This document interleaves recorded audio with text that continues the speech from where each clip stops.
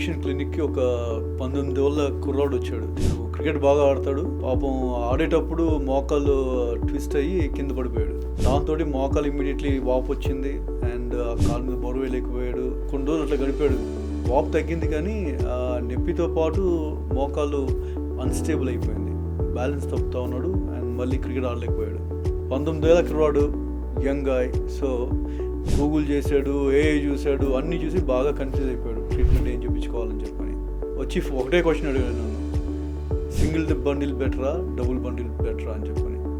మోకాల్లో ACL అంటాం, anterior cruciate ligament. దీనికి అనాటమికల్లీ చూస్తే 2 బండిల్స్తో ఫామ్ అవుతుంది. ఒకటి యాంటరోమీడియల్ బండిల్ అంటాం, ఇంకోటి పోస్టరోలాటరల్ బండిల్ అంటాం. ఆ బండిల్స్ ఏం చేస్తాయంటే మోకాలు ముందుకి జారకుండా రొటేషన్ చేసేటప్పుడు కింద పడిపోకుండా ఆపుతాయి. ఆ స్టెబిలిటీ ఇస్తాయి మోకాలకి. అయితే సర్జికల్ టెక్నిక్లు చూసినప్పుడు 95% ఆఫ్ సర్జన్స్ సింగిల్ బండిల్ టెక్నికే వాడతారు. అయితే కొంచెం ఇంట్రెస్టింగ్గా చేద్దామని, అనాటమీ రిక్రియేట్ చేద్దామని డబుల్ బండిల్ టెక్నిక్ స్టార్టింగ్లో స్టార్ట్ చేసాం.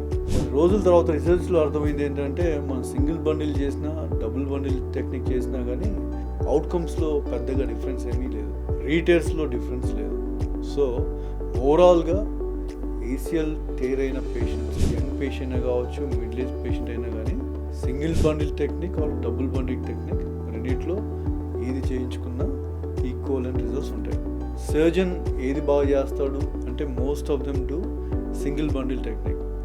ఆ టెక్నిక్ చేయించుకోవడం బెటర్.